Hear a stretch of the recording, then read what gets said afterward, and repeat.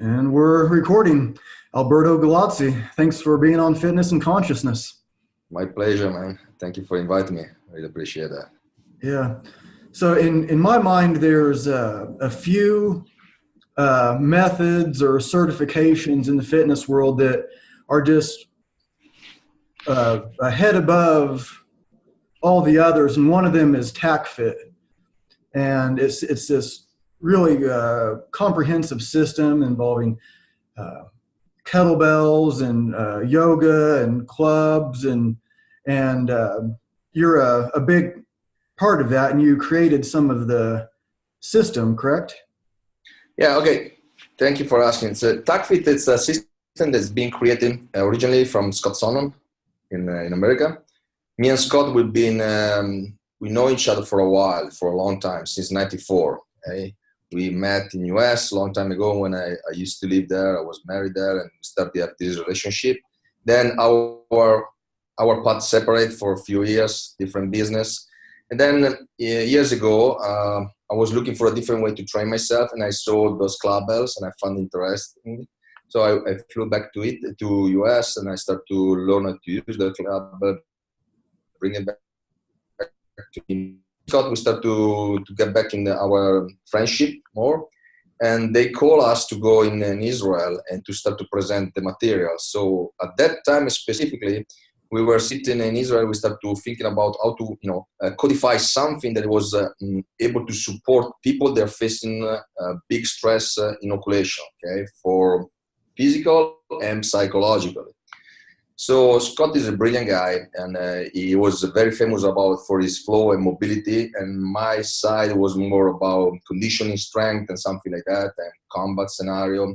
And I have a better background on military. So we start to talk together. His genius brain with my knowledge, and we start to put something together. And that was the beginning of Tacfit. Okay, so Tacfit at that time was a step forward to other kind of conditioning, because the other systems were more focused on performance. We were focused on more about, okay, you go into performance, we need to teach you how to recover from that kind of high intensity, bring you back fast in a state of you reset the hormone system, the nervous system, so you can reproduce the performance more often without burning out your surrenal gland, your nervous system, and so on. So you don't go into a overboarding of cortisol or stress inoculation. So your longevity will be increased in a performance way, but also, your health state inside is not just an aesthetic coming from training, but your cognitive, so your brain can benefit from that, and so on. So different capability we can work with the fitness system, right? Then eventually Scott gave me the go to try to evolve the system and go around. And I start to study a lot of neuroscience application. I belong to a group of people. They have a different background in different combat scenarios. So we take analyzing what happened about people that have some post-traumatic stress disorder. They've been deployed in some place, or people that've been facing distress or any kind of pathology. Health pathology from overboarding of stress, and I start to take all the study and understand, okay, we can do a lot with the fitness system. It's not just an aesthetic or performance way, but we also can try to codify the brain and making like a super learning process. So if you can bring back a normal homeostasis state or internal, and we can use the way to communicate to the brain and get the brain going from more complex movement and release more myelin, so the connection between neuron and axon becomes stronger, we can develop more plasticity into the brain, and there is like a chemical response when you switching from different brain wave that is like if you are in a magic cocktail of different positive drugs that can make you happy, healthier, you can think better, you can do better. And that's the job that I try to do those days. I try to, develop more the system and try to focus more, what can I do to support people physically and mentally? Because, let's be honest, nowadays, years ago, people, the athletes especially, they were, refusing maybe yoga. What is yoga? Mhm. They didn't understand how important is yoga. It's not just a way to regain mobility, but also a way through breathing to reset and balance your hormone state. You shutting down, you can get the cortisol level to a normal flow, so you can recover better eventually when you go to sleep, and you're growing better. And the mobility was like, okay, do we need mobility? Yes, you want to prime your joint, you want to release your fascia so you can perform better into the next workout. And eventually, if you can decompress after in a correct way, you remove any kind of compensation that everybody, even the super athletes, does the perfect technique. Still, you can create a compensation when you're working on one direction. And you want to leave the gym free of compensation so you can recover better, and the next workout will be benefit for that. Nowadays, a lot of system catching up. You can see mobility is everywhere, flow is everywhere. A lot of systems they introduce yoga. So for me, it's good. I'm happy. I'm happy that people, start to realize how important those elements are. As long as you understand your final goal, because that's the problem. A lot of people, they try to put piece of puzzle, but they don't have very clear view of what they want to go. Okay. That's one of my main goals right now. When I try to evolve the system, I extend the certification to 3 days, and I think it's not even enough because I have so many things that I want to give to people, because I switched from a security job to this one because I believe that I want to support people, and I believe that the good way is to create coaches that are ready to give and support people. So now they have a big knowledge and everything. And I try to introduce more neuroscience. I try to introduce mental coaching. I try to understand, bringing inside people that can do yoga for athletes, breathing expertise, like, I don't know, guys that have been recommending apnea so they can teach different kind of mental focus, internal focus into breathing. I like to study and research different expertise that I can give to those guys so they can try to, become the best coach, forgive me the word, but in a way that they can try to really do a good job and take someone to a better state, and not just, let's swing this club and do this just because it looks cool. I don't need that. I need smart people. Yeah. Is are you still, you're like training like special operators, right? Yeah. Okay. That was me. It's for me. I believe that it's an opportunity. I feel blessed that I can do that. Yes, especially back here. I start with 2 team, and eventually, after a few years, when those guys see the benefit of this system, the way that we were trying to training, all the other special ops from the Navy, from the mountain. And they start to, for the airborne division, they start to ask to go and show whatever we have and why they should be training like that. And now I'm one of the consultants from the division that recruit all those special forces from Navy, Army, Air Force. And so we try to develop now a specific program for that, because that's another issue. It's understandable. Everybody knows that, okay, through high intensity, you can, try to take people in a high stress environment, because you're going from from Cooper zone, they can go through red zone, but then you go to Grossman, they're talking about the gray zone and the black zone, so you're losing different ability. But those guys, they're also facing a psychological stress. It's a little bit more deeper than physiological. Physiological stress can give you some reaction. Psychological can give you different things. So I try to develop a specific program for them and to help them to remove any kind of restrictive force that they have into the body, okay, for the job they do it, and also working in a way to use the movement and the capability to set up the integration of the movement in the learning process. Because think about it, especially in my country, there is not too much resource. Okay? So the operator life is start to be extended. So I find people that have even 40, 45, they're still into the task force. And the scenario right now is changed. So the way they used to do operation 10 years ago, for the environment that we face right now, unfortunately, it's different. So we need to break down whole modus operandi and teach them how to do a new model. And every time there is an upgrade. So how an old guy is able to readapt and to learn and to get chronic those information faster. We need to make this brain understand, okay, this old chronic information that I have, it doesn't work anymore.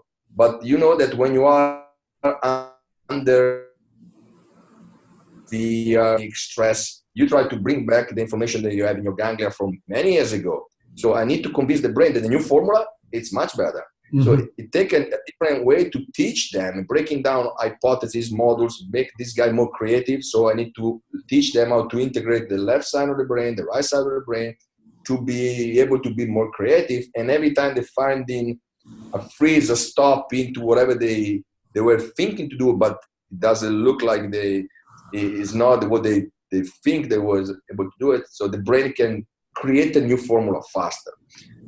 And that's my job right now. I'm doing a lot of search and I'm interacting with some scientists to see how far I can go. And I try to get that knowledge and go into my work and test it with those guys with different applications. And I'm happy because I see amazing results. And I see people that in few weeks, they really have a switch. They can get chronic some information that, it was difficult to have. So it's good. And we can go from end-to-end combat to physical, and everything comes in very smooth. So that's my new job. And then that's what I'm focusing with those guys. So the answer is yes. I work with some special ops, and I got the chance to expose the material in Belgium, in another country, to other people.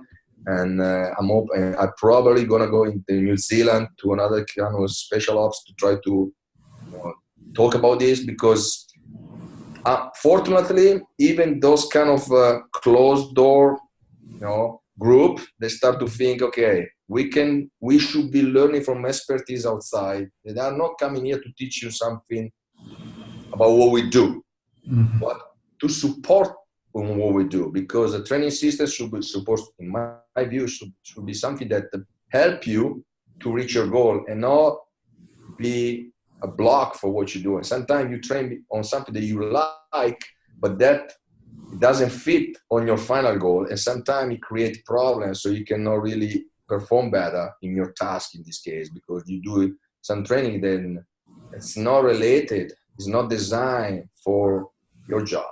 So I need to understand what is your job and redesign exactly the program that can help you, support you, not interfere with that. So that's my job. Yeah, that makes a lot of sense. And even if someone's not like a special operator, but somebody like me, I do, like, my certification is Strong First kettlebell instructor, and I do a lot of other stuff, yoga and that kind of thing. But like when I'm looking for like the other stuff, it's like I do martial arts, and so I'll like go with train with a buddy of mine. He outweighs me by 70 pounds. He's 3 inches taller than me, and his technique is better than me. So I go there and just like yesterday, I go there and like about 2 hours of jujitsu, about 30 minutes of boxing sparring. So we have like that stress. So then when I go to you to get like physical training, I don't need you to beat me up more. Right. I need to so sometimes I would maybe need that like intensity of the workout, but also I need to like you were saying, like recover from that workout. Right. But still doing stuff, because just like laying on the couch isn't the same. So you have these different programs. So if one guy is like going to war zones, like special operations, extremely high stress that most people, including me, can't even imagine what that's like to be in a war zone. I've never been anywhere close. But we have like these, still have like these stresses. And so your program has recovery from that, but it also has intensity also, right? Right. Yeah, you touch base in a very big, issues. A lot of people, when I think about, I believe that a lot of systems are good. There's a lot of beautiful systems out there. What is the difference? The difference is the guy that transfer the system that they need to be smart. And like you say, you do jiu-jitsu, you're already doing, or sparring, you're already doing some intensity workout right there. If you come to me and ask me to help you to perform better, I need to take that in consideration and understanding. I know your goal. You know your goal. I mean, that's my point B. I want to go there. But me, I need to set up your point A. When you start it, very clear. That sometimes that's the problem. I don't have a clear view, and you don't have a clear view. Where is your starting point? I need to try to, prepare you, and your working part from your point A to point B need to be designed in a way that it doesn't interfere. So I need to understand how many times you go in high intensity, what kind of stress you hold in yourself already, in your lifestyle, in your training, how many times you go into the week in high intensity and whatever. And if I take you and I beat you up in my workout, you're gonna be probably, exceeding. You're gonna go into distress most of the time, and that you start to understand. I can't perform better anymore in my jiu-jitsu. Can't perform anymore in my sparring. Is it me that I'm not good enough? Or it's this Italian guy that training me that he didn't understand what's going on. And he just destroyed me. And then now my brain started to get in panic. My physical, I'm exhausted. My surrenal gland are overboard. And everything doesn't work. My cognitive presence is not the same. So I cannot think right when I'm strategically training my jiu-jitsu. And sometimes you just remove some training, take you to maybe some flow movement so you can remove stress. You don't stop. You do a little workout, but you take you maybe to a 75% of your heart rate. So you know that it's been proved with some machine that if you work out around those range of heart rate, you increase your capability to switch in, especially if you train smart in a specific way, to your alpha brain wave.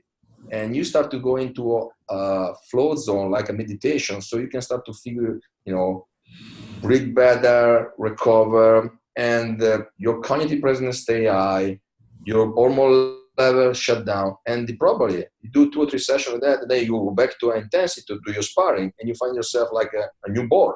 You fight better again. Because it's not more that is good. It's the quality and understanding how much every day you can beat up your body. That takes you to your point B in a straight line instead to go and changing direction every time and reaching plateau, reaching injury, they take you out of the game and whatever. So that's a good coach, and that's supporting, entertaining is one thing, coaches another thing. I give respect to everybody, but I believe that especially when you train an athlete like you do martial art and do this. So I consider you someone who's already an high level. To take someone that was sitting on the couch until yesterday and making more fit doesn't take a genius. You just need to close your mouth a little bit more and taking a walk, go to your bike, and you get fit. You can do whatever you like, from dancing, Zumba, whatever, everything's cool. To take an athlete is already a level, and to be able to increase his capability and take out his quality to a different step, you need a coach. You need someone that knows exactly what to do and deal with different individuals in different way, because I need to be able to talk to your brain so you can start to stay with me when I coach you through high intensity, understanding their communication. And at one point, I should be able to almost remove myself into your training. Why? Because I should be there to remove all the obstacles that go through your brain and to be able to reach your goal. So my coaching should be more segmented, more average at one point. At one point, I will be removing myself and see if you can understand where you are, self-correct you through the technique, because I'm not going to be in your game when you spar.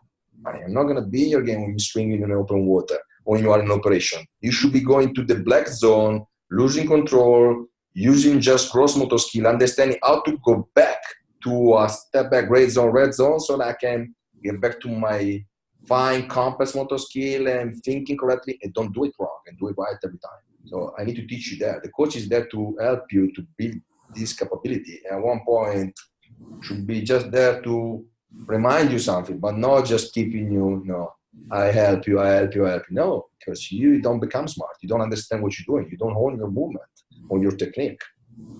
Yeah. Can you explain what you mean more by red zone, black zone?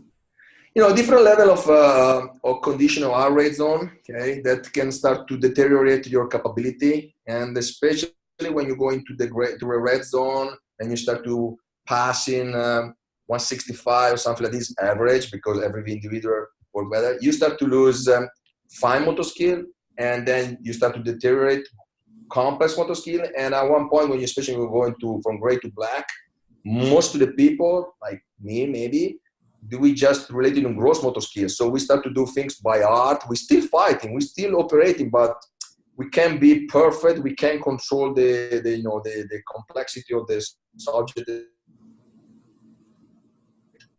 People that are into becoming resilient to that kind of stress environment, and then you take into the black zone and teach them how to recover fast, and probably using the perfect breathing technique to recover the heart rate fast, so you can shut down faster, maybe 30 beats in 30 seconds. It's a big game. Okay? Average athletes can drop like 35, 40, a good athlete, in 60 seconds. So if we can teach someone to drop in 25 to 30 beats in 30 seconds, means that you shut him down fast, and you go back to heart rate zone that can make you think correctly again. Don't do think instinctively, but more cognitive. So you can think maybe 300 milliseconds longer. That is a very fast way, but you don't do things to survive. You don't think with logic. So, and if I'm in the middle of the street and I see a car come facing me, I'm jumping away just instinctively. I didn't think about that there is car coming from the other side. I get hit from the car, hitting me in the back. If I know the environment, if I be there, if I know the situation, I might be freezing, watching the car, turn and understand, should I be jumping over here or jumping over there? So longer decision, but accurate. And that happens also when you do your kettlebell swing, you correct your movement to your press, and in your martial art, you get punch and you want to fight back, and then instead of thinking, well, breathe, relax, and understand that if you go fight back, maybe you extend your neck, you get in the second punch, you go out. So you need to condition the brain through expertise to understand when it's time to cool down, switch faster from your sympathetic to your parasympathetic, to a proper better technique, and now go back to that zone of fighting, because that's where you perform. So operator or advanced athlete, they usually can keep complex and gross motor skill and a high intensity heart rate than average people. And that's a good capability. Like a soldier, you need to go run from one point to another cover point, and you need to understand when it's time that you can just bring the guns up and run faster. So because someone maybe is covering it, and now it's gross motor skill, fine. Someone need to understand, okay, I'm by myself, I need to cover and find my cover over there, still running, be able to aim, and eventually shoot. So now you have different capability that you need to be able to use. So that's different. Not everybody can do it. Most of the people, they're just thinking of running and don't even understand where do they run. Maybe they run into the fire zone and they don't understand. Even a paramedic, a paramedic sometimes, most of the time, should be a combat expert. Why? Because I come to support you, but I need to be able to understand where the fire comes from, because I don't want to come there and die too. Then now I have other two people to recover, so I need to understand the fighting zone, control the emotion, be able to fight back, to be able to support you, and eventually evacuate you, or to give you support with that, but without having other casualty. So training can do a lot of things. It's not just aesthetic, but it can help you deal with stress and emotion and use different ability. If you can take these guys to a wave of intensity, moderate intensity, no intensity, so you can becoming resilient to those kind of stimulus and dealing better with those stimulus, right? Like your body, why do people now, they do functional training, right? What is functional training? I believe for me that I train different ability. I love power. I love the strong force. I give you a lot of respect. I have a lot of friends. I try to do workshop those guys. They're very focused on push strength. Great. Okay. I like every kind of training. Myself, maybe I'm not so focused on push strength, but I'm trying to train myself in endurance, maximum strength, explosive, ballistic, whatever. So because I want to have my body becoming resilient to different kind of stimulus and probably becoming resilient to injury better.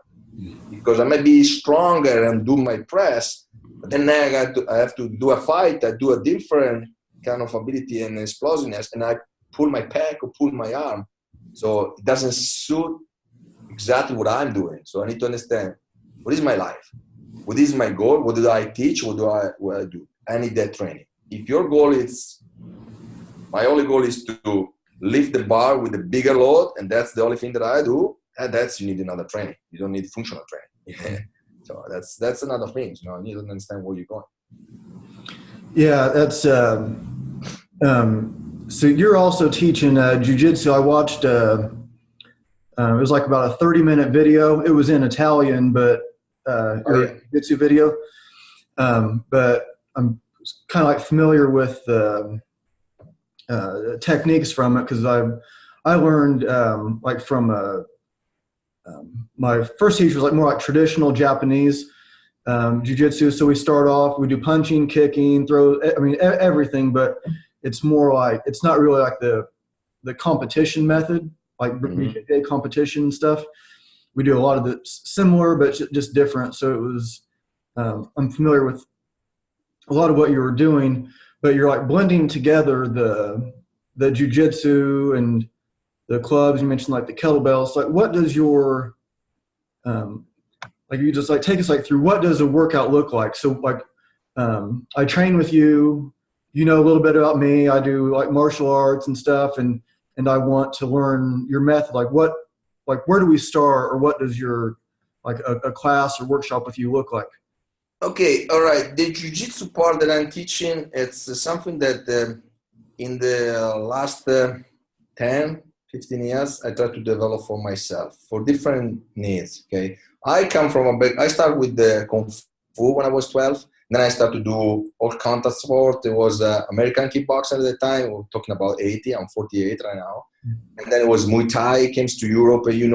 Europe, especially Holland, Netherlands, they have a big history and big champion. Then I went to Thailand and spent a lot of many years, every month, every year. I used to go 2 months in Thailand, do Thai boxing. I used to compete in that. Then when I start to work more deep in the close protection, I understand, okay, that's a sport. And I saw something that is still violent, it's still good, but it's not what I need because I'm wearing different things and I need to deal with that. I cannot just disappear and sparring. So I need to went to Israel. I spent a month in a kibbutz. I stayed there and I started to study all the Krav Maga and this.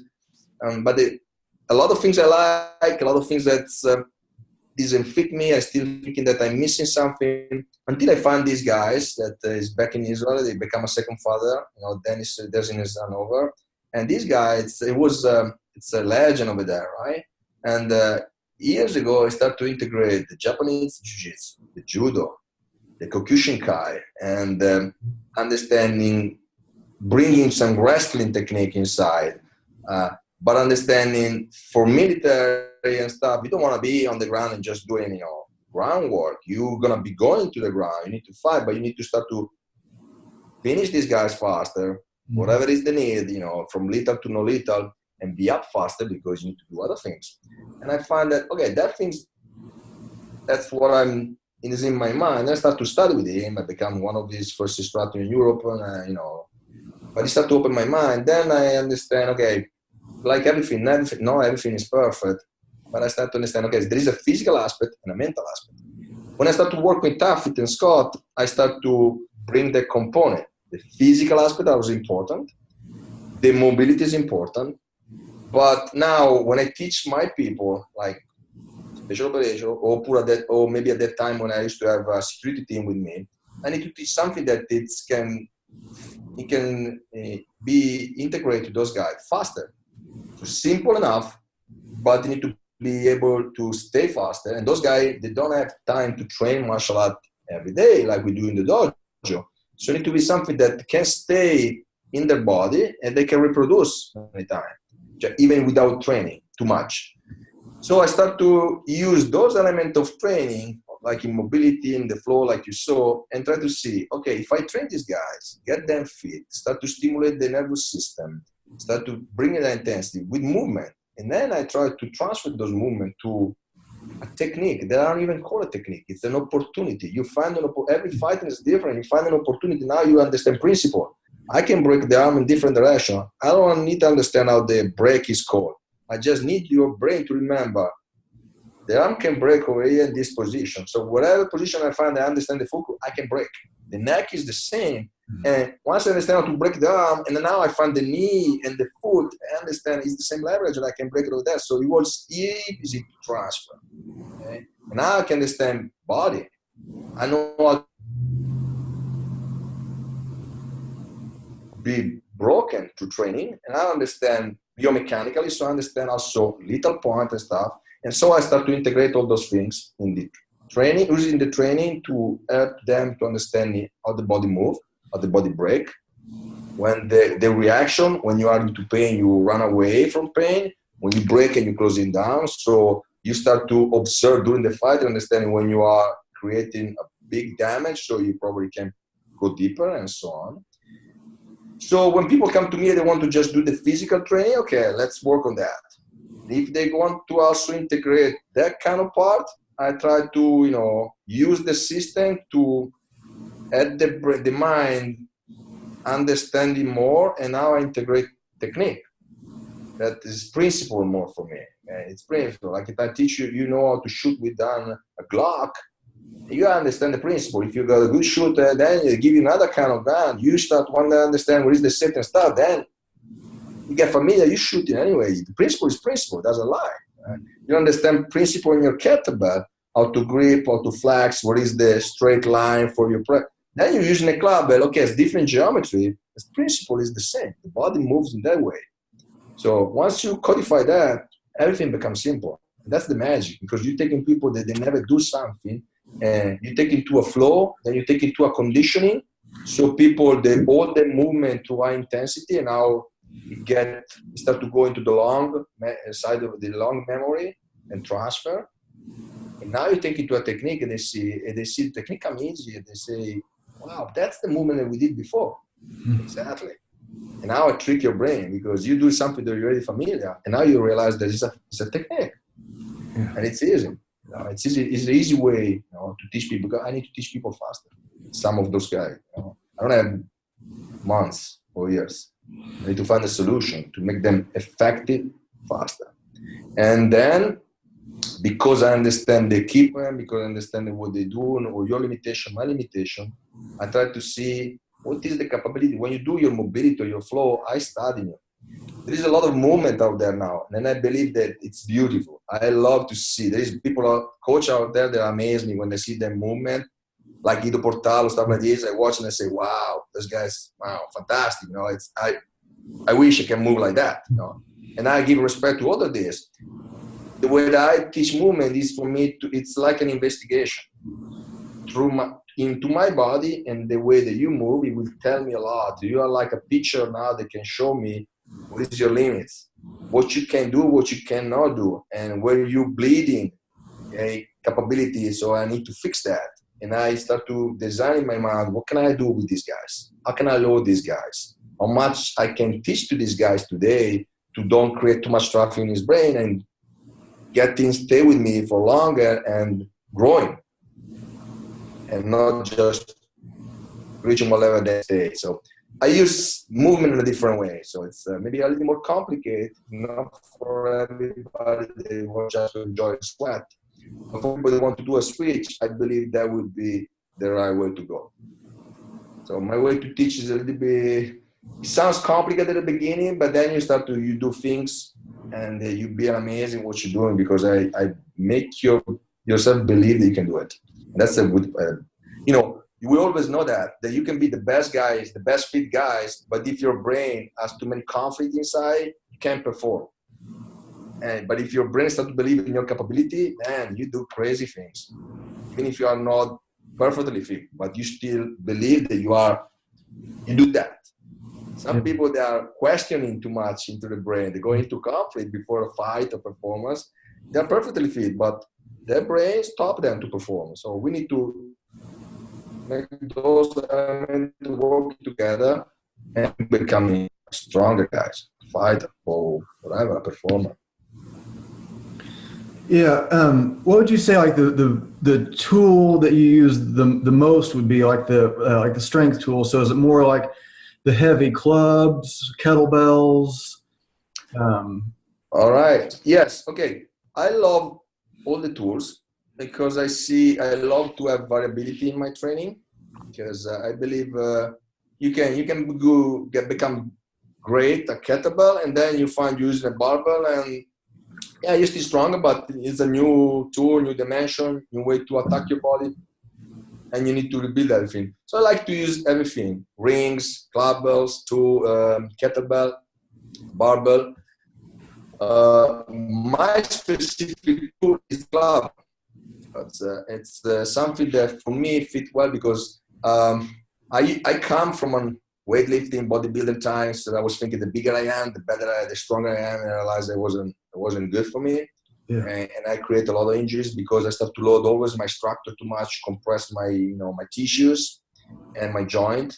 So when I found the club, I found that the pulling action of the club, the traction, the different kind of torque action they create, so into my axis, it was much better for me, and it started to depress my joint, so create more space, more synovial fluid. So like for me, it's like changing my all every time I'm swinging those two, and the feeling of strength that I have, because it brings me back to a fighting era, and I understand that the evolution of the human being, when we got vertical instead of be quadrupedal, we start to understanding throwing object, like spear, stone, fighting with sword.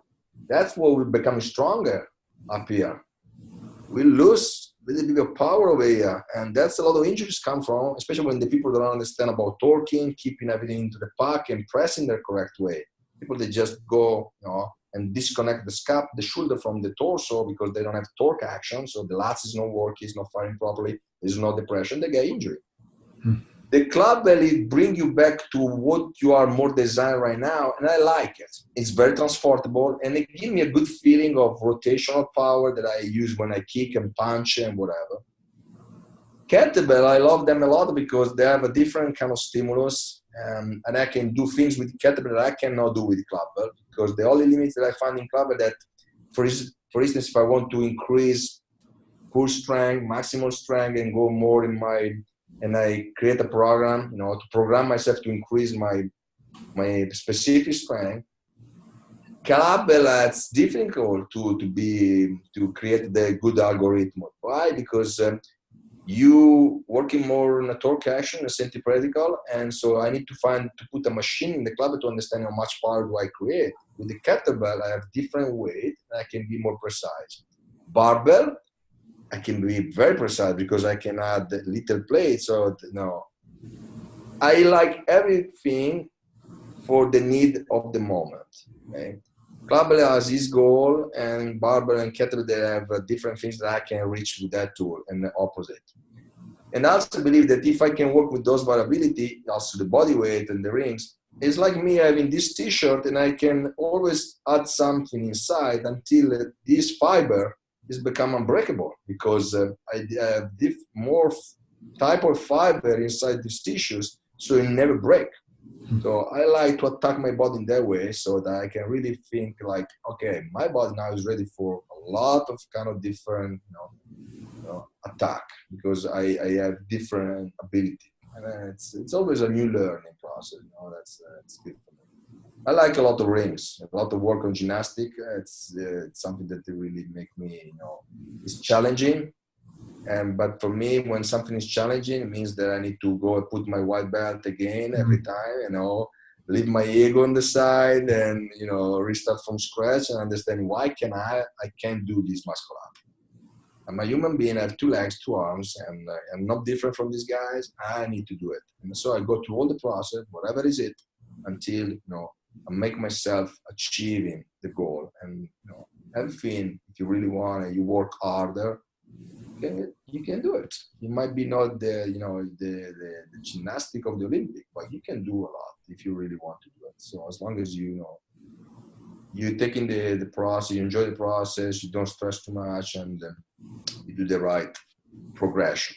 Because everything from joint to tendons and muscle, they need to have a time to adapt to the new things. Some people, especially now when the calisthenics came, another beautiful things to do. Big guy, muscle, young guys, they start to do back lever. Okay, you can do one, you can do two, and then finally you find your biceps, breaking down because your ligament is not ready for that kind of, training, for that kind of intensity. You need to give your body a time to adapt to the new things, and that's what sometimes the ego that doesn't make you wait, doesn't give you the opportunity to say, you know what, wait, go slow. Progress, check the building from the first floor to the last floor. They want to take the elevator to go to the last floor faster. They don't understand that if you didn't understand every floor and taking the step, now there is a fire going on and you don't know the route to evacuate it. And now you have a problem because you don't know where to go and you go into panic and you're done. So that's my philosophy. I like that analogy. That's good. So I like to take all the steps and understand what I am so I can go back safe, or eventually when I'm ready and go forward. Yeah, when you're doing your club, your kettlebells, I've seen a fair amount of the Tacfit kettlebell, and so like I mentioned, I'm a strong first instructor, so that's hard style. Like every swing is explosive, and everything is just like it's all like power endurance, but like strong first is more power, where like sport style is more endurance. Mm-hmm. And so where does Tacfit, like what you do with kettlebells, where does it fit in to the kettlebell world? Okay, I'm a very straight guy. Okay. Me personally, I believe the strong first, the art style, is what we need. The other thing is sport. It's a sport. You already say it's sport. It's good for the sport. I like the art style. It's my choice. I send a lot of my guys to strong first certification to understand what those guys that do best. Kettlebell. You go to the best to learn. You don't learn from Tacfit. Sorry. I'm good on other things. You want to learn the best on kettlebell, you need to go to those guys. Okay? You want to understand about coaching high intensity, probably you need to come to me and whatever. Okay? So I like to study. I have a good friend, one of the master trainer in strong force, Fabio Zolin, and I like to train. When I have the opportunity, we have a good friend. I say, can you train me? Can you show me? Because I like to understand better. Because I use this tool, but I want my guys to use this tool correctly. So and I understand the principle. First of all, you need to understand you become strong. If you become strong, now you can all different other ability because you own the tool. You understand what you're doing. Now you can go from different kind of ability. But if your technique is weak and you don't understand what you're doing, you're just playing around. Yeah, you're playing around until the weight is light. But when it becomes a little bit heavy, that can lead in an injury faster. And when we preach, it's injury prevention. So injury prevention for me means you need to understand what you're doing. And what I'm doing, if it's not accurate, let me go study to someone that can teach me how to use it. Because now when I can control it, then I might be taking that in high intensity with more safety. So me, I prefer the art style. I prefer the design of the kettlebell, the strong first or RKC, they use it. So more art style stuff. And that's what I suggest people to do. That's what I like. Yeah, it's what makes the most sense to me. I respect a lot of different ways, and I'll do like kettlebell juggling, and like so it's fun to do like all these like fancy tricks, and I think it has applications to fighting when you're doing like all these weird things, throwing it behind your back, catching it in the front, and just like weird stuff that like grabbing it. So maybe it helps you like to grab somebody's wrist when you're fighting them. Maybe it helps me to if I'm fighting somebody and because of the kettlebell training, I'm grabbing this kettlebell where the handle's spinning around, or even if it's just doing like snatches, like where I'm not doing anything fancy, and that velocity and that force just helps me to hang on to somebody's wrist better. Mm-hmm. And when I like practice more like the sport style, my numbers go up though. You know, like if I'm doing like push presses, if I do them sport style, I can do more. But it's like, so I have like this kind of internal struggle with myself of, well, what's better? If I can do more this way, doesn't it mean that that's better? But it's like I keep going back to the hard style because it seems like it applies better when I'm grappling with somebody. It's like the rack position. My spine looks the same as if I'm squatting, mm-hmm. or if I'm like trying to like fight somebody, grappling like clenched up. If I flex my spine when we're clenched up, I'm going to get thrown, or I'm going to get thrown or like moved around. But if I have that good posture, same as I use in the strong first, I'm not going to get thrown. Even Right. if I'm fighting somebody bigger, if my spine stays straight, vertical, then you're not going to throw me like that. So, Right. like, do you see the strong first style apply to your jiu-jitsu also? Absolutely. Yeah, absolutely. You know, like for instance, think about when you clinch. You know, like I say, I go to Thailand very often, and then what amazes me when I see those little guy, and you try to clinch with them, and I see I'm sitting over there, and I look sometimes coming those big Dutch guy, try to grab the neck, and those guys, what they do, they torque the hips, they torque, of the shoulder level. They are in the solid position. Those guys that cannot even bend them. You know, they're hard to move, hard to be thrown. They know how to move the hips and creating a stable, solid position through the spine, through the torque, through the hips. And I watch and I say, man, that's the principle of the force. Before you squat it, before you're doing a zerker. And I see, when you are in a stronger position, you can load yourself better, but you can also resist of force.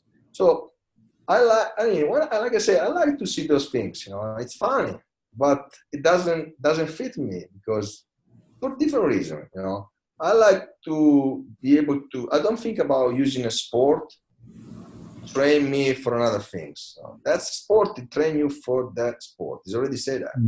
So I use a training system that is not a competition system that I can design around to support my sport or my needs. So I don't train a sport with another sport first. Second, you know, I never thought about, you know, juggling, whatever, to grab and they can help me to have, and that's a good idea, what you said. I like it. But also thinking it's good for me. But I will never teach a class and having a class of 20 people, let those kettlebell go around or with the clubber, because I see people do the clubber because they say, man, it's too dangerous. Mm-hmm. I can watch one, I cannot watch the other, and I know someone is going to do a disaster. So it's not something that I probably going to teach. And if it's something that I don't, that's me. If I don't feel something is for me, I'm not able to teach, because one thing that I cannot do is lie to people. So when I teach something, it's because I really believe it. I tested, and it's something that for me is the way. If something is, I don't know, I cannot teach people, and I don't use it. And then if I don't use it, I cannot trust it to you. And you will understand that I lie to you faster. So I can't convince you to do that. And I believe that art style principle of understanding good platform, how can I put myself, it can be very helpful, yes, in fighting, in grappling, because I know when I'm in a solid, straight, position, they're difficult to throw me. Difficult. I have a solid position now. You need to really work harder to pull me out. What I find myself when I start to wrestle, I like wrestling a lot, catch wrestling and stuff like that, because there is less rules. You can manipulate more. It's me. But I also give a lot of respect to BJJ. I like no gi, and I like to study when I can, because it's also a learning process. But I found that I was difficult to submit. You know why? Because of my movement. Because I understand when I think a lot of people, because they don't understand their body, when they're locked, they think they freeze. Instead to be, I'm like water. I understand you lock something, but I still the rest of the body movement. So if I breathe out and understand how my body movement, I might find myself my way out. And sometimes I find myself do some submission that I never studied because I understand how the body break. And once I block the scapula or I block your cervical area, and I know that now your limitation on the movement is there, and I break you down, and people tap, but they don't even realize what it was, what kind of submission. I don't know. You just stopped because I put you in a position that you were in pain and you were just trying to release the pain, but it wasn't that technique. So, yeah, those principles apply to everything. And yeah, I think you're right. Strong first or whatever teach you, good alignment, good solid platform can transfer a lot on those kind of martial arts. Absolutely. Yeah, and I use Indian clubs, but I only have a 2-pound pair. Mm-hmm. And I have a buddy of mine, and he was more into the heavy ones. Okay. And I wanted to get some heavy ones also. So when you're using clubs, what weights do you like to use, and like what's the difference between a 2-pound pair and a 30-pounder, and like Okay. 1 30-pounder? Right. All right. Okay. That's a big thing. Okay. I like Indian clubber. It's designed more for mobility and coordination movement. And that's good. Okay. If you want to prime your joint, if you do want to regain coordination, it's beautiful. And they've been around for a long time. I already have a book in my house. Okay. And it's back probably from my grandmother here, back in the 30s. And it's an elementary school book, and there is a picture of those kids there. Indian club is in the end because the British, from the First World War, Second World War, they bring it to, and and we are used in the beginning of the 40s when we have the fascists. They used to do a lot of. They used to have the kids do a lot of physical activity, and you go into the old school that we have, you still finding. We call clavette, but they are little Indian clubber because people, they need to practice with us. So I like those. The heavy clubber, the stick clubber, the clubber itself, whatever you want to call it, you can add more pulling action and torque because now you have something that has a weight on the top, and it's the leverage is big, so it can also improve your strength, your centripetal and torque especially. So it can add the mobility of the tool if you're using correctly.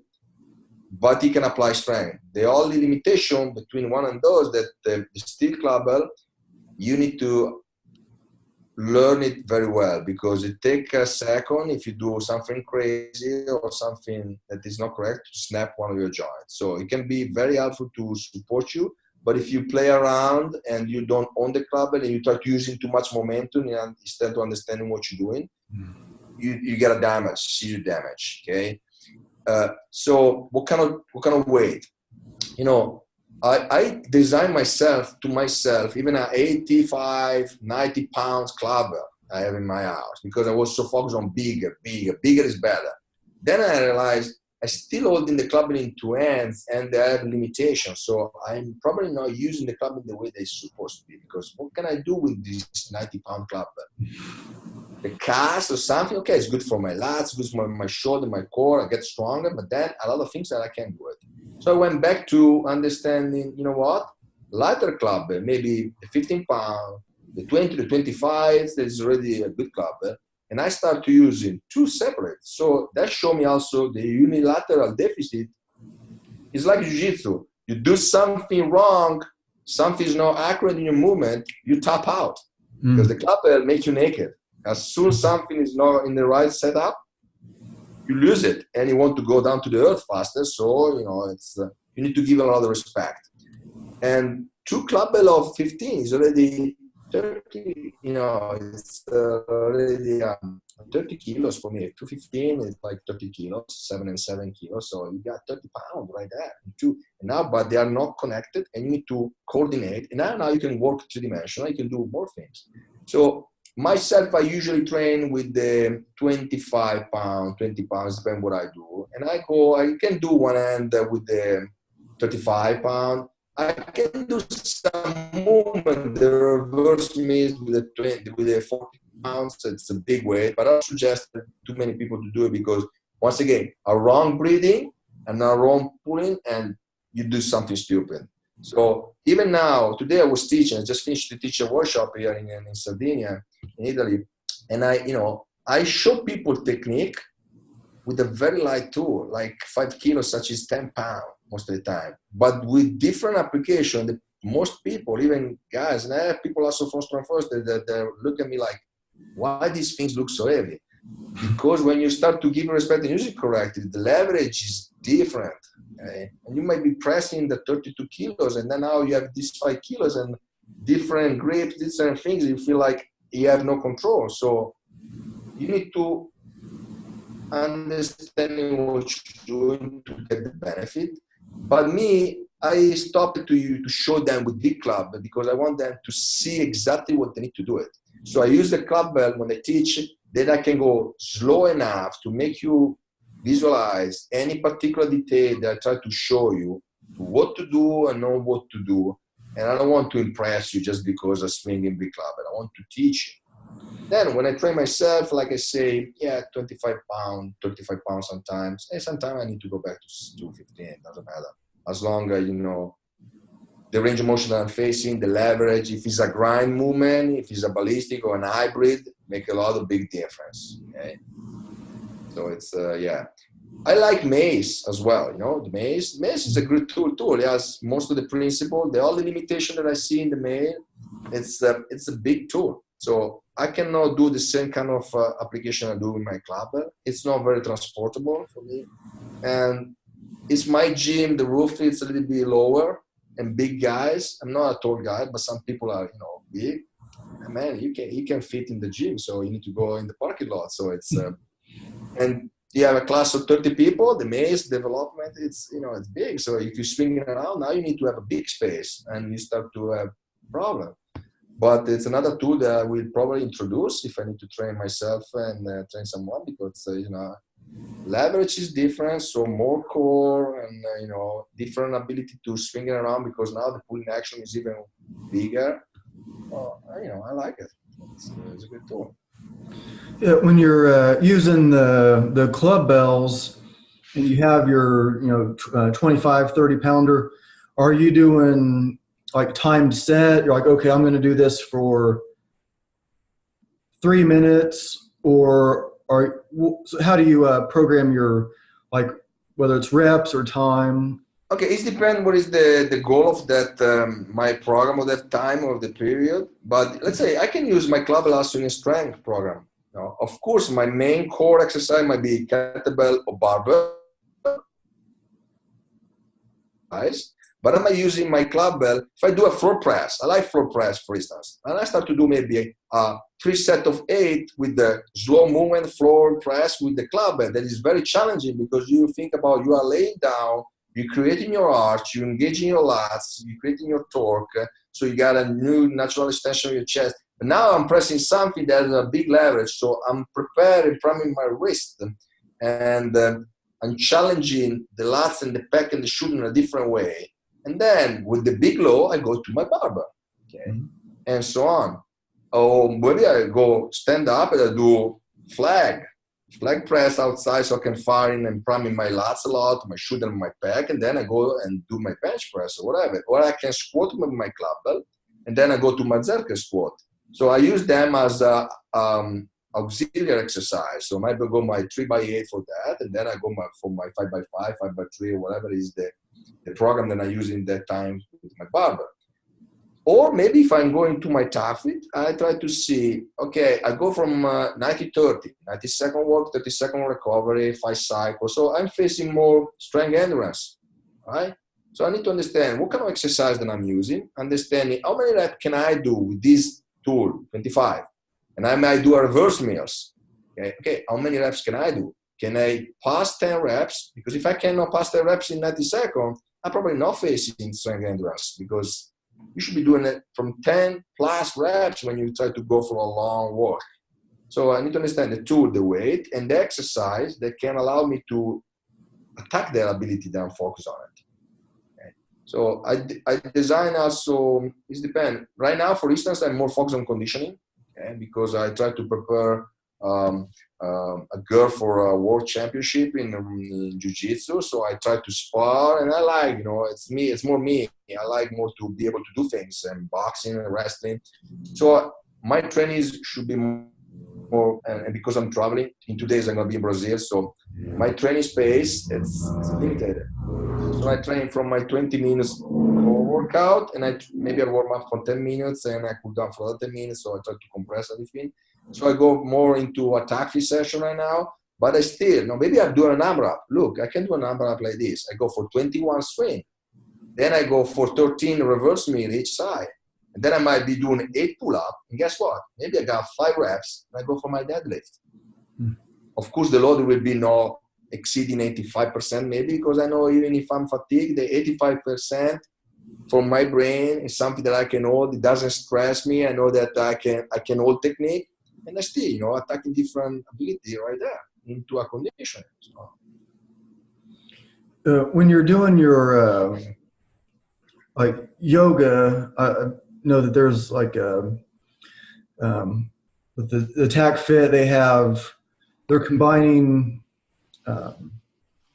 so you don't just stay on like a mat because you're moving around, right? So you're covering more of the floor. Can you like explain like the type of yoga or like movement that you're doing, how you combine it and why?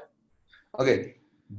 When I move around, it's more a body weight. It's more a body flow. Okay. So I prime my joint first of all for a few movements, like cross chain, open chain, to see where I'm at with those joints.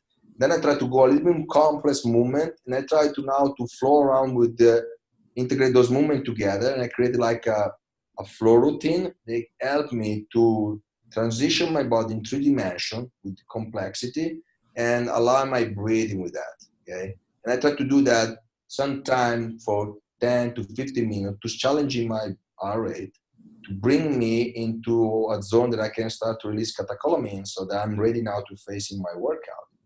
But I still priming my joint, my tissue, to be ready to do a specific warm-up. So I might be more focused on my hips movement if I need to squat and deadlift, or I might be working more on my rolling through my shoulder, open up to my chest, flexion, extension, rotation, my thoracic movement, so that I can press better for that, and I can flow around with that. And it's like, for me, it's like I'm doing an investigation right there, where I'm at today. Yes, because I might just coming from a plane and I'm thinking and do a floor press, and then when I flow, I think like, okay, something's not firing good. I feel like something doesn't allow me to breathe correctly. I go to the range of motion and I freeze with my breathing, like I'm afraid to go into the range of motion. So I need to understand it, and maybe I go back to a single movement, less complex, so that I can isolate the joint that I want to attack, and see if I can remove the impingement of the limitation of the day, and then flow back again. The yoga part, it's coming at the end of the workout. At the end of the workout, I usually don't flow. I try to basically fire in the opposite that I've been working. If I'm focused on my quad, I might try to find a position that can challenge my hamstring. So now I contracting my hamstring, and now that becoming short, and my quad becoming longer. So I try to decompress attacking the opposite side. Okay, so that I can release stress from the part that I've been working on it. But once again, we all know that we bring in compensation from our lifestyle for whatever we do. So if I have time to dedicate to that, and also do different kind of asana position that help me to release the bigger compensation I hold in my life. And for me, for instance, I have a back. I have some fusion on my back, okay, on my C7, on my S1, L5. I try to work a lot on my band work, so I use wall, I use a back bender, I use my upper facing dog, so I do everything that I can release and make me feel better, depress my spine, because sitting in a long hour on the plane just make them worse, plus pressure that you have in the plane, so it's traumatic for me. But that's the kind of yoga that I use. I'm not a good yoga practitioner, but I use a yoga that is supporting my athleticism. So I don't try to go into a deeper asana that might be too much for me. I try to fire in something and release in something that I just be working. So I try to find the opposite. So I can release tension that I create into my workout and feel that I can probably recover better. I can do better in the next workout. The flow movement is something that I like it a lot because I always see, okay, you can check my moving pattern. Okay? You can see my posture when I'm standing. Then you can make me do some little step across a line and see that my moving pattern is there. But look, when I make you move, three-dimensional, rolling, crawling, moving, I can really see you and what is your limitation. I can check you doing a bear walk crawl, and I can see you don't have dorsiflexion. I understand, okay, this guy need to work that, otherwise his pistol squat is never going to come. So, and sometimes people, especially new guys or athletes, if you make them doing a boring mobility, they don't want to do it. You make them do a flow that is challenging, but it's also fun. Mm-hmm. They like it better, and they start to understand they release tension. And for me, it's me like watching a magic picture. You know, the magic picture that you look and see one design, then you do a few steps back and you see another design. Mm-hmm. There we go. When I see people movement, I see a different picture of the guys, and I start to think like, yeah, what can I do with these guys? So I use movement that way. And that's, for me, it's a good way also to meditate. You know, I'm not, some people that used to try to teach me, you know, switch the light, breathe and meditate. I'm not the kind of guy. But I found that if I flow, during my flow, I'm focused at the moment. I'm not thinking past and future. I'm focused on now. And I'm rolling and I'm breathing. I try to feel myself and I disconnect from everything. And I feel like, wow, now I'm good. And I try to teach this, for example, to a girl that good competitor in jiu-jitsu, but a lot of criticism in the brain. Mm-hmm. You say, you know what, we're gonna flow. And you guess what? She started competing, win, and she said, you know what? I hate flow before. Now I feel that I need to do the flow before the fight, because if I flow for 10 minutes, it's like meditation. My critic brain disappear and I'm focused. Good. You know, I don't make you meditate like that. I make you meditate through movement. That's good for me because I try to remove any obstacle they have to your brain. So it's another way. Plus, I'm priming my joint because you're going to grab it, move it. So into the flow, that's what you're doing. So you start to prime your joint and see how my hips work today. Or maybe my omoplata is not going to come because I feel that my hips is tight today. So into the fight, if I know that my condition of the day, even if I see an opportunity, I don't even waste time to go to the omoplata because I see that. But I know that I cannot do it. So I'm going to go to another direction because I'm going to waste time. And guess what? When you try to do something that you cannot do it, you go crazy. And you might freeze there, and the guys will meet you because you're losing time in something you can do. So that's another important thing. You know, I discovered what can I do today. Yeah, that's interesting that you put it like that. So if your hips aren't ready for the omoplata, you're just not going for it. And maybe you're just like primed for something else, and then you hit the triangle or whatever. I'll start out with like I teach kids and adults, so they might be as young as like 7 years old. And at the beginning of the classes, like at the beginning of the adult class, we'll do like mobility drills to start off with, like head circles and go through. But with the kids, we go right to like animal movements. I don't have the kids stand there and do shoulder circles and stuff. We just get right to the animal movements and then hand balancing. So like maybe you're doing like frog jumps or something like that, and then you go into like a crow pose like you would see in yoga. And I would encourage them to just make stuff up. So I'm teaching them, here's 3 things. Here's the bear, here's the monkey, here's the croc jumps or whatever. And then I encourage them to just make up something, and then I'll help them with like what they're like the transition they're working on or something like that. So when you're teaching or when you're doing something, how much of it is this is what we're doing. We're going to go from A to B to C to D to E, and how much of it is just when you're doing the flow? How much of it is improvisational? Okay, that's a good point. Okay. And we go back to what we discussed a little bit at the beginning of our conversation. That's what I try to, at the beginning point, I might have you doing a routine, point A, point B, point D. At one point, I like you to go freestyle because I need to see how you can be able to logically fuse element and never stop it. And understand if this element can fuse in this one, you're going to be finding an opportunity. If you freeze because you don't know what to do, that's the time the guy overcome your brain. In your OODA loop, you still decide and you're still thinking about observation. What am I doing? What kind of opportunity? This guy is already in action, right? So at the beginning stage, people need to have a routine. Then advanced time, when you start to have some skill, I give you this and this, and I like you to see, okay, for 1 minute, you do this.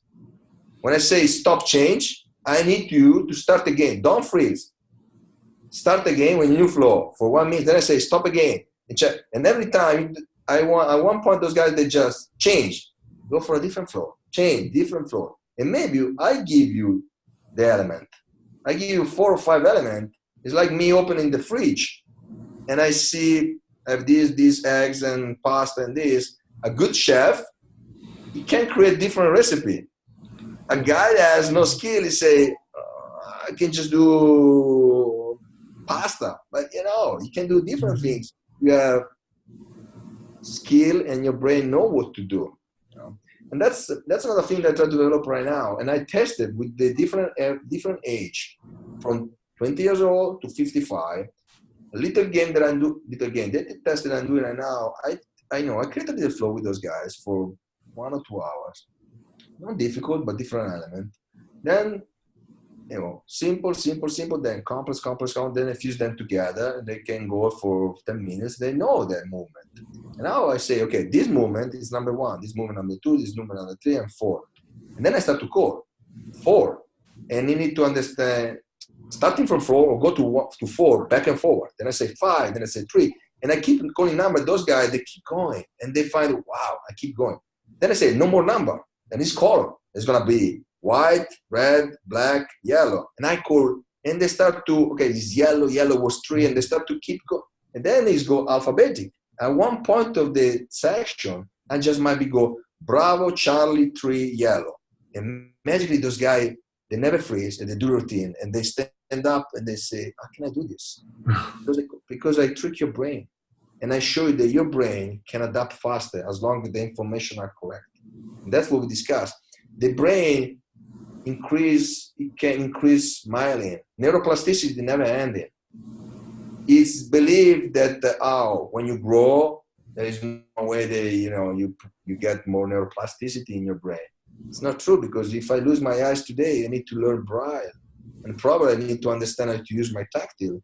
And the part of the brain connected to this movement will be growing to make me read again. So neuroplasticity is right there. It's because we try to do whatever we are comfortable. We don't try to challenge anymore, that we stop that. A kid, it's a new development every day. Every day when it's growing, it's a new things, new achievement. So it's still producing myelin. We try to say, stay in the comfort zone. I don't want to go out of my comfort zone. That's a different issue. I try to bring every time out of your comfort zone with a limitation that it doesn't invade too much. It doesn't be, exhausting you, but I need you to grow up here to be able to relearn, really create more plasticity and be able to think smart and readapt. So that's how I use the flow. That's what I do. I try to routine at the beginning just to establish something, priming something, and then, freestyle. But freestyle with logic, not just, because people say, okay, freestyle this, do it again. I don't remember. It's useless. It's useless. Yeah, freestyle, but then show me, then you can remember what you've done, and then change it now, and then you're surprised how many things you can do. Yeah, I like that, having the different, like ABC or yellow, green, blue, whatever you were saying there. That's interesting how you put that together like that. I'm going to have to apply that to what I'm doing. I like how you get into like what's actually going on in the brain, talking about the myelin and um, so like what do you see as like next for what you're doing, or like what are you doing now to make your system better, or like what do you see? Is there something that like you don't know quite how you're going to apply it? You know you want to add this philosophy or this tactic or this thing that you're learning in neuroscience, and you're trying to figure out how to get it into your system, or No, I already have a lot of things in my mind. I mean, I already work in a new book that I'm creating, a new system that it's really there, using those kind of elements that I try to introduce to you to help people, let's say, forgive me the word, recodify the brain, reteaching them how to, be a super learner, because you can transfer that to everything, I'm working on this creation right now, and it's gonna be I'm testing in different scenario, and I will bring it to the market soon, very soon. Okay. Tacfit, the system is beautiful in itself, but it's like in everything, this is my iPhone. Every third day there is an upgrade because they find the bug. So me as a coach, I'm thinking, okay, what I'm selling is good, but it's not super good. Everything has a bug.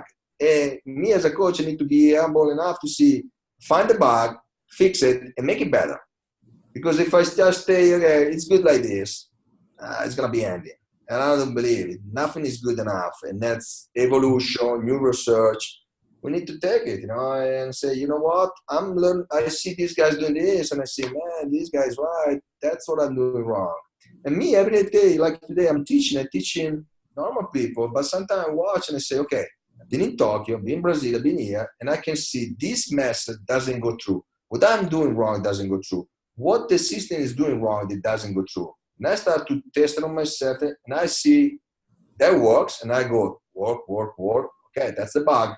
Remove it, and we go in another direction. But we used to do like that. Guys, we used to start the car like this, and now the car starts with the remote control. So we need to be realistic, nothing is perfect.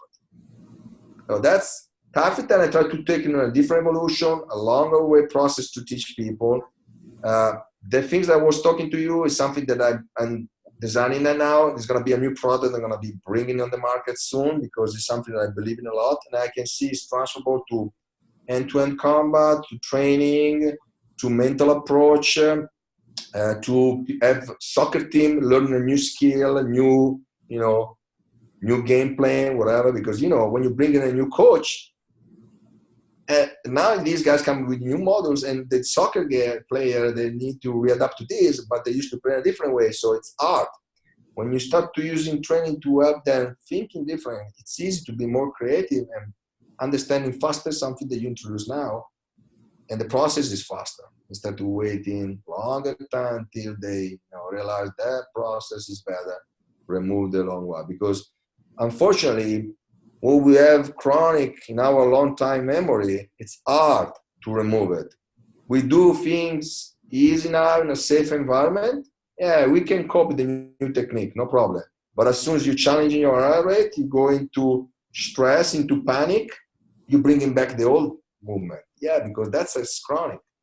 And then you try to pull what is your brain remember, not the new things. It's too fresh. So you need to understand that it takes just 5 to 24 hours for the new information to transfer and to become chronic. You need to do a lot of reps, one technique maybe 8 weeks. You test it at different level of intensity. So if you stay together, now I can put a new block, and understand when it's too much, because I don't want to create chaos, traffic. I need to help him to digest the material and feel it. It works. So that's what I'm working on it. To use a different kind of coaching, you can funnel drill to make you becoming a better guy, a better performer, better operator, whatever. So you said that the new product you're bringing to market, this is the book, or the training method, or it's an actual physical exercise tool? It works. It works in a mental approach and a physical approach, and they combine together, because that's the beautiness. Some people, they digest material more if they're also challenging the physique. Like I told you before, like an example. Me, I meditate through movement. If you ask me to stay and meditate, sit, can't do that. So I have different things that I can attack different people. It's through physical action, through meditation, to specific coaching, so that I can apply those new things. Yeah, and your book will be in English, right? You'll put your Yes. That's the problem. I have it back here in Italy. A lot of people say, "Why nothing is in Italian?" And I understand, because not too many Italian right now. The new generation, I vote in English, but guys, I'm blessed to teach out, and English, it's what the most of the people talk. So the first edition, the first presentation is in English. Then eventually we can do an Italian version, a Spanish version, but English is something that nowadays most of the people they speak. So it's, even if I go in China, in Korea, when I teach, people speak in English, so it's easy for me to deal with that. Yeah, I'm sure a ton of people will be interested in that. I was talking to some different buddies of mine that are in the training business about having you on, and it's just such a different level than what is common. So some of my friends, we're all different as trainers, but like I've organized some workshops where, like, at first my workshops were like, okay, I'm the instructor, and then I'm going to have somebody else help me teach my material. And then I was like, well, this guy's not like me, but I really respect him a lot, so I'm going to have him teach whatever he wants. And then I had like 5 other instructors teaching all this different stuff like Ido Portal method. And so it was like there seems to be this, so it was like 5 people teaching completely different things, but we have like some philosophy that overlaps. It's like, I don't know everything. I'm not everything to everybody. I can teach a good workshop by myself, but if I have a 6-hour workshop and I have 5 different instructors, then that's like this, it's a completely different thing, and it's much bigger than just the one.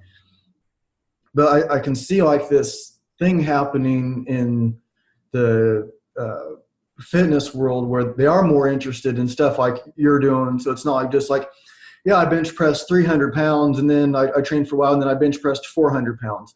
That's cool, but like you're talking about like the flow state, and you're talking about like the neurochemistry, and I think that this is just like a really cool time, and to have information be able to like spread as easily as it is from like this new Tacfit's been around for a while, like what, 15 years or something like that? Yeah, something like that. Yeah, and so it's not like exactly new, but it's like always cutting edge. And like like what you were saying, it's like, it's not like here's this box of Tacfit and it's going to last you forever. It's like constantly pressing the action, or pressing the boundaries of what are we doing as coaches. It's like these people pay us money and they expect us to be elite, and it's like how do we keep pushing those boundaries. So I'm looking forward to reading what you're going to put out for sure. I'm about out of questions. Is there something else that you were wanting to get into? I don't know. I like whatever I talk about. I think we cover a lot, and I think that's you're perfectly right. And that's my point. When people pay me, and it's good. Okay, we all work. It's money, but I believe this kind of job, when you take it seriously, is because you really want to give something to people. There's some job that it's something that you need to feel inside, like in the close protection. Before I was doing that, and I'm thinking, you know what, you need really to care about other people more than you. It's like a vocation. Otherwise, you just go there, but then it doesn't help you, because you might be going to a shit scenario overseas, and you need to care about that guy, but you need to really believe that you want to do this, because otherwise it doesn't work. Okay? It's like when our guys, and God bless all of them, they've been deployed. Those guys, they don't go there for money. If they go there for money, they're never gonna bring their life back. They go there because they have a belief, and that's why those guys are angel for me, because they go there for a strong belief. They go for us. And that, man, those guys, they want to fight back, to come back, because that's how they come to, to have us have a beautiful life. So some job like being a coach, it's me, man, I want to really support you. And to be supportive, it's not about money, but it's me always to be growing, so that I can help a wide scenario, not just doing, like you say, one specific action, end of story. No, there's a big things coming with the things we do. Leonardo da Vinci, years ago, he say, mens sana in corpore sano. It was already there. My body, I'm healthy, my melting up here is all connected, man. That's. I was telling today those guys the analogy. Michelangelo, the artist. Okay, yeah. When he created the Pietà, the Pietà was one of his first maestro things into the marble. There's a book. They say, okay, they used to think, okay, this guy is a master, he's a maestro, and the guy is saying, no, man, I don't see that I'm a maestro. It's mastery, because I was 13 years old when I started to work on this thing. So it took me years to understand. 1 year to choose a piece of marble, and I see the marble, but in my vision, I already see inside the statue. It take me 1 year to choose the perfect marble, because I cannot take the chance to break the marble. So I know that kind of marble, I can work in a specific way, so I can take out this statue. And it make me think, man, this is exactly our job. I need to see the guy, understand exactly what can I do with the guys. I can have a vision, like be an artist. So I see science is a big component, but you need to be an artist to be able to use the science correctly, so you can bring the best out of these guys. Because you might come to your gym and to my gym an athlete that is talent. But if me and you do a stupid job, we don't know how to take the talent out. The talent will go out of the door in a few months, and the guy can't discover his real talent because we are not good enough. So I take responsibility of my job, and I try to be the best that I can. And if I can help you, I send it to someone best. It might be I send it to Storm First, I send it to Ida Portal, whatever it is, it can take the best out of you. That's someone that need to be humble enough to understand what is my limit, how can I improve myself. Yeah, that makes perfect sense. That's really good. So how can people find what you're doing? How can they find your programs? All right, in America, I have my company called Secutor Group. You can find me on Instagram under my name. You can find me in Instagram under Tacfit Europe, or on Facebook. Or, I'm still working with the Air Max International that is in the US. So when I'm doing workshop in the US, they are promoted by Air Max International. If you are in Europe or you want to see what I'm in Korea and stuff like this, you can either go to Air Max International or to tacfitagenda.com. That is where you find all my workshop. Or you just, follow me on Instagram and just shoot me a message. I always answer. That's me fighting with my girlfriend, because I cannot avoid to answer to people. I feel like I'm disrespectful. Sometimes people write me, and maybe I'm not in the same moment, but I always run to everybody, answer to everybody, because I feel like that's part of me, what I just discussed. If I don't answer to you, I don't do my commitment. So it's not logical for me. I need to be there for you. That's me. Otherwise, I'm gonna change the job.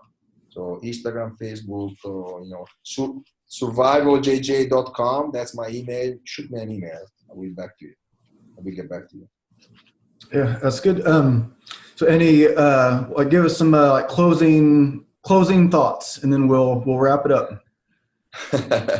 Okay. Give more than you receive. That's what you have to do. Give more than you receive, and that's will be the beautiful. All the good things that will come to you. Be ready to give more. That's it. I like it. Alberto Gallazzi, thank you very much for coming on the show. I really appreciate it, and learned a lot. I'll be looking for your book, and I'll be checking out your method for sure. I already have been, like I said, but I'll be digging in more. Thank you so much. Thank you so much. I really appreciate it. for you. You give me a good opportunity. Thank you so much. Appreciate it. All right, thank you. I'll turn off the recording and I'll talk to you for a second Okay. off the record.